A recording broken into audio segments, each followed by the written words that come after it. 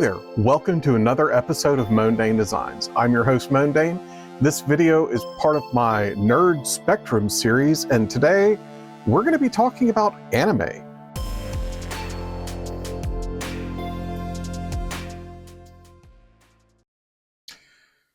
So for the longest time, I have actually been touting myself as a full spectrum nerd.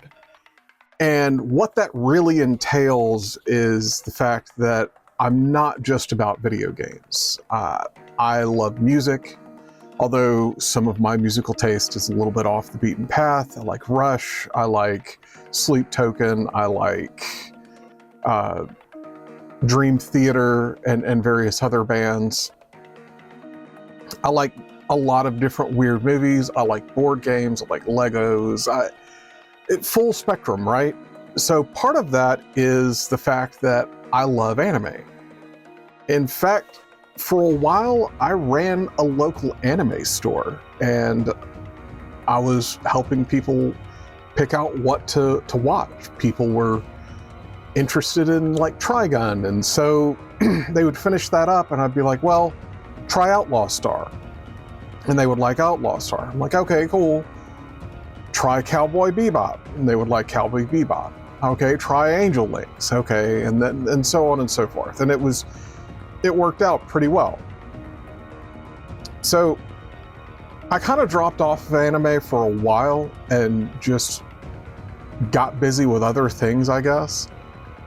And while I'm getting back into it rather slowly with the help of my friend Cinshadis, who has been showing me a lot of really good new anime like Sword Art Online and Solo Leveling and Chainsaw Man and just a lot of really good stuff.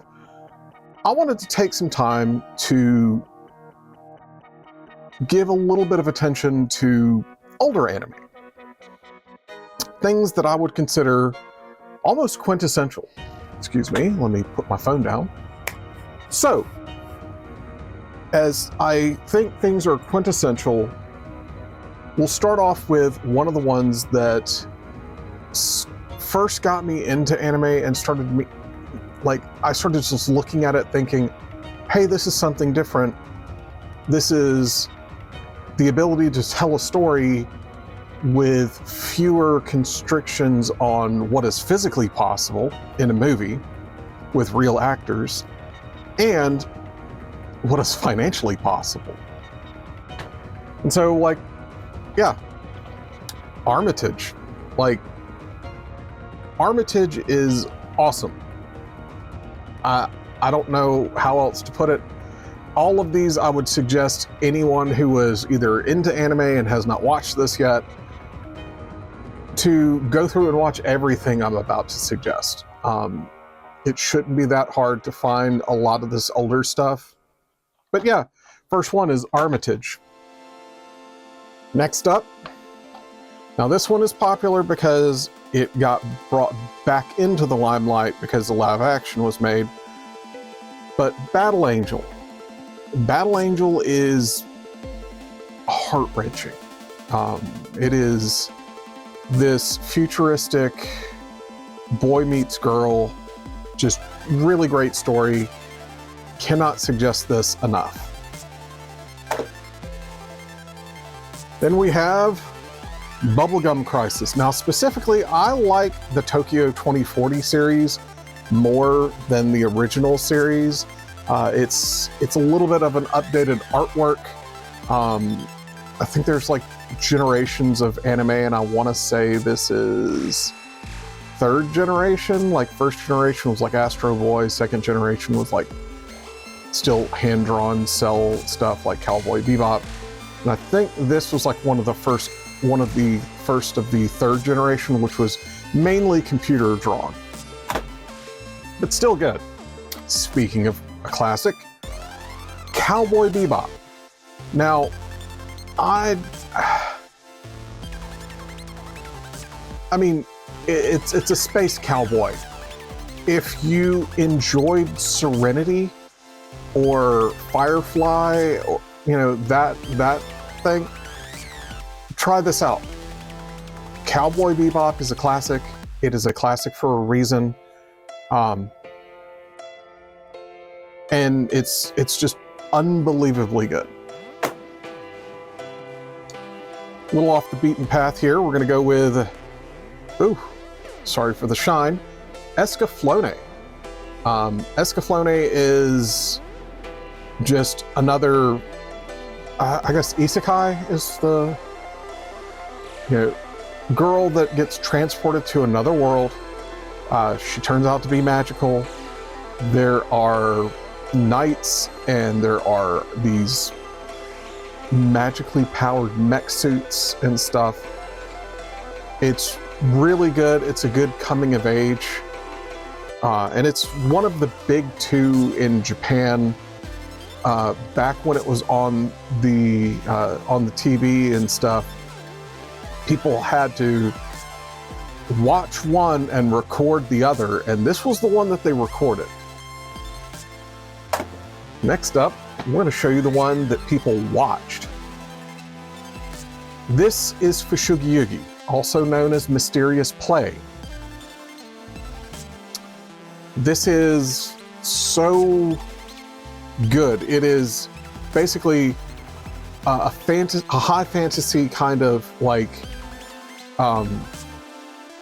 feudal Japan, where the four gods are at war, and each nation is representing one of those gods. And these two girls get drug into this world through a book, and it's just good. It's so very good.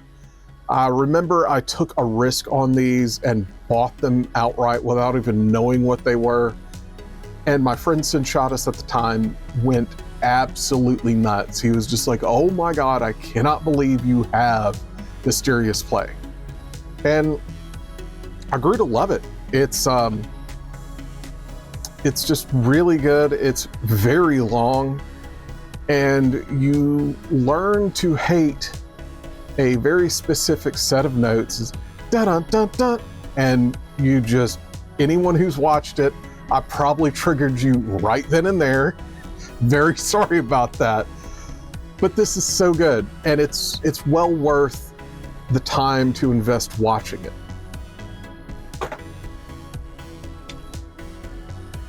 Another one, now this one I actually discovered on Winamp. Winamp was basically kind of YouTube before YouTube was around, and this anime was just excellent. I saw it on Winamp first on fan subs, on the fan sub channels that were on that thing. And I immediately went to, this is when I was working at the anime store, I immediately went to the owner and I was like, we have to get this. I don't care how, I don't care what you have to do, or if we can even get it a week earlier before anybody else. Bribe who you have to bribe, we have to get this first. And it is Full Metal Alchemist. I saw the potential in this during the fan subs, and it was really, really good. And just the story of like how they are struggling in every which way. And I love my struggle stories where it's just like the basic survival, reaching out, clawing to cling to life kind of thing, and to further themselves and to correct their mistakes and stuff. It is top tier. I have not watched the Brotherhood version, although I have access to it. I'm really just going over the older stuff right now with mainly just the things that I physically own. And that's another thing, it's really hard to physically own anime. There's a lot of it that's just digital only. So next up, we're gonna go with another, like, kind of classic. I mean, it's in a classic universe. And it's one of my favorites. Specifically, Big Bet Gaming recently got 3 out of the 4 VHSs, and he reminded me of this. It's Macross Plus. This is really good, a really good story in the Macross universe, where AI exists, and that's kind of a poignant thing nowadays, where, you know, AI singers, and there's this computer, and it's this mega superstar, and then there's these 2 guys that are in love with this one girl, and they're both test pilots for fighter pilots and stuff, and one of them is using one very new method, and another one's using a different method, or like an older method, and the multiple storylines that are basically coalescing and running simultaneously together weaves a very beautiful tapestry of a story within this series, and it's very short. It's only four parts. On DVD, it is 2 volumes. On VHS, it's 4 volumes. I'm pretty sure it's on Blu-ray, all on one disc now. But it is excellent and very worth tracking down a copy. So, I'm gonna move on to one that I've already mentioned, is Outlaw Star. Outlaw Star is awesome. I am a little disappointed how Cartoon Network kind of edited Outlaw Star a little bit. I get it. Kids were not meant to see certain things, but you know, they cut out an entire episode. And this anime is excellent. You know, this one guy that's got this great gun, and he's using like this weird tech that no one's been using in a long time. They get a hold of a ship that's got a special like pod in it and stuff. It's just great. I don't want to spoil any of this for you. Take the time, watch 3 episodes. I think 3 episodes on this is a fair shot. Same with Shoogie Oogie or Mysterious Play. Most of the movies you should just watch straight through, just because they're really good. Now here's one that also has been getting a little bit more eyes on it, I guess, and it's because it had a video game come out recently, and the video game actually ties back to this anime directly, and because you're playing as one of the characters from the anime. It's Record of Lodoss War. This is Dungeons and Dragons. The guy who wrote this was in love with Dungeons and Dragons so much that he built his own world with an anime and all of the story with it and stuff. And this in Japan was so popular that it spawned a D&D style game that was based on Record of Lodoss War. So, born from D&D, got so popular that it created its own version of D&D, and later, and I'm talking decades later, it makes its own Metroidvania that is really a lot of fun. But I mean, it's classic high fantasy. Just look at the cover. Look at the cover. You know what this is. Go watch it. You know, watch 3 episodes. I know it's a little bit of a slow burn on the front end, but it gets very complicated and very good.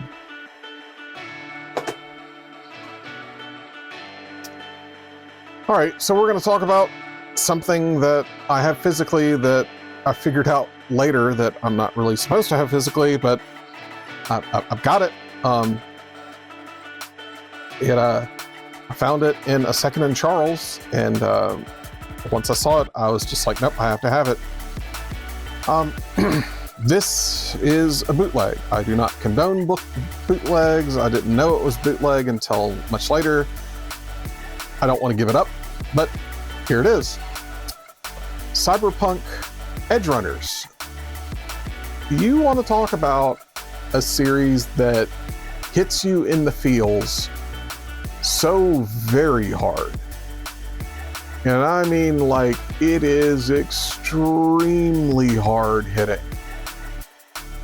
A lot of you know that I love Cyberpunk 2077 and how it has helped me personally with my fear of death and fear of funerals and stuff like that. And it is really, really just an epic tale. I cannot get over how much I love Cyberpunk 2077 and Edge Runners. Yeah, go watch it. It is worth your time in every sense of the way. Then we're going to come up with something that is an old classic. When I say old, I mean old. I think this thing is older than me. I know. Let me look this up. What do we got here? We've got Playhouse Video, CBS Fox. Let's see, parental guidance series. It's a PG movie. Goodness, where is the date on this guy here? It's 20th Century Fox. You know what? I might actually have to. Oh, there we go. There it is. 1977. Yeah, I believe that is the date. Yeah, this is older than me. And the only reason I got this movie was I was working at Blockbuster Video and we were shutting down a store and moving inventory over and stuff. And one of the things you got to do was buy any video that you want. And one of the movies I bought was Hackers because it was not priced to own. It was still a $200 VHS. I picked it up for 10 bucks. And then I picked up a couple of others for friends. I picked up Dark Crystal. I picked up The Last Unicorn, I believe. I picked up Labyrinth and just a few other just great titles just to give to friends and stuff. This one I picked up for me. Oh, let me get the right camera. Hey, here we go. And still can't focus. Still can't focus. There we go. Ralph Bakshi's Wizards. This is a 1970s style movie where they're using rotoscope. They're using like live action actors and then layering animation on top of it. Some of the lines in this are just too good.